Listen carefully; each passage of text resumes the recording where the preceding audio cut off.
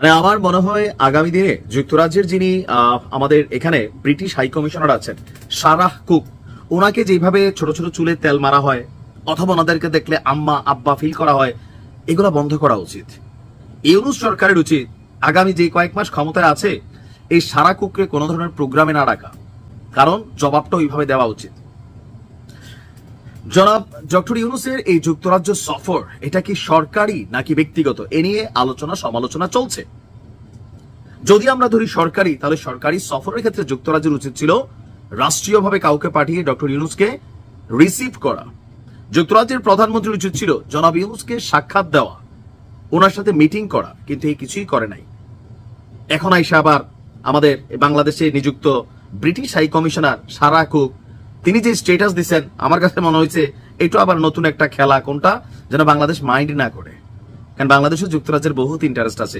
ঘটনা কি দেখেন, এখন পর্যন্ত যুক্তরাজ্য সফরে আছেন আমাদের প্রধান উপদেষ্টা। তো এর মধ্যে গত 1.5 দিনে বা 2 দিনে যা যা আমরা দেখছি, যখন ডক্টর মোহাম্মদ ইউনূস সমালোচনার মুখে আছেন, তখন সারাহ কুক সামাজিক যোগাযোগ মাধ্যম এক্স হ্যান্ডেলে সে সন্তোষ প্রকাশ করছে। কি নিয়া? তার বক্তব্য হচ্ছে চলতি সপ্তাহে ডক্টর মোহাম্মদ ইউনূসকে যুক্তরাজ্যে স্বাগত জানাতে পেরে দারুণ ভালো লাগছে। আপনারা কি যুক্তরাজ্য সরকার স্বাগত জানাইছেন নাকি রাজা কিংস চার্লস তৃতীয় তিনি জানাইছেন? তিনি তো ডক্টর ইউনূসের পুরানা বন্ধু, ব্যক্তিগতভাবে তার সাথে তার সম্পর্ক।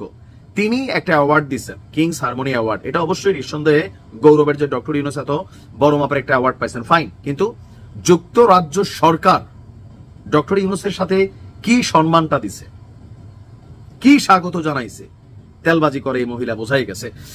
বলছে যে অধ্যাপক ইউনূসের কর্মসূচির পরিধি 2 দেশের গণতন্ত্র, বাণিজ্য বিনিয়োগ, জলবায়ু পদক্ষেপ, আঞ্চলিক নিরাপত্তা, রোহিঙ্গাদের প্রতি সমর্থনের ক্ষেত্রে যৌথ অঙ্গীকারের প্রতিফলন। আমি এটা কোনো প্রতিফলনই বুঝি নাই। এখন তিনি এটা নিয়ে তার ইংরেজিতে স্ট্যাটাস দিয়া তারা বলছে যে খুবই সুন্দরভাবে স্বাগত জানাইছে। আমার মনে হয় মাঝে মাঝে হয় কি যে পশ্চিমাদের সাথে টিট ফর ট্যাট খেলা। এই ব্রিটিশ হাই কমিশনের সাথে যদি রাষ্ট্রের ক্ষতি না হয় আর কি, আবার হইতেও পারে সেটা জানি না, যে যুক্তরাজ্য বাংলাদেশকে কি কি সহযোগিতা করে অথবা আমরা যুক্তরাজ্য থেকে কি কি অ্যাডভান্টেজ পাচ্ছি। যদি দেখা যায় যে না ভাই দিচ্ছে ভালো, দেশের স্বার্থ আছে, তাইলে চুপচাপ হজম করতে হবে। আর যদি মনে হয় না একটু গুতা টুতা দেওয়া যায়, 2-4টা অ্যাকশনে যাওয়া যায়, তাহলে কৌশলে ওই অ্যাকশনে যাওয়া উচিত। সাংবাদিকদের উচিত, দেখেন বিষয়টা ডক্টর ইউনূসের সাথে কানেক্টেড না, অনেকে এটারে ডক্টর ইউনূস কানেক্টেড করতেছেন, এটা বাংলাদেশের সাথে কানেক্টেড আপাতত।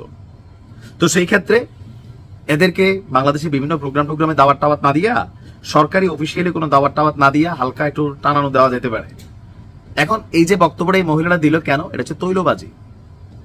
কারণ এগুলো নিয়ে বাংলাদেশে যে আলোচনা সমালোচনা হচ্ছে, এরা কি সোশ্যাল মিডিয়াতে এগুলো বুঝতেছে না? এরা বাংলাদেশ থেকে তথ্য নিচ্ছে যে কি অবস্থা বলো তো, ইউনূস সাহেব যাওয়ার পরে ম্যাডাম এই অবস্থা, কি বলো, তাড়াতাড়ি একটি স্ট্যাটাস দিয়ে লাইছে, দিয়া বুঝাইছে যে যেহেতু তিনি এখানে বাংলাদেশকে, যুক্তরাজ্যকে তিনি এখানে প্রতিনিধিত্ব করেন বাংলাদেশে, তো স্বাভাবিকভাবে একটু মারছে আর কি তেল যেন ব্যবসা বাণিজ্য ঠিকঠাক থাকে।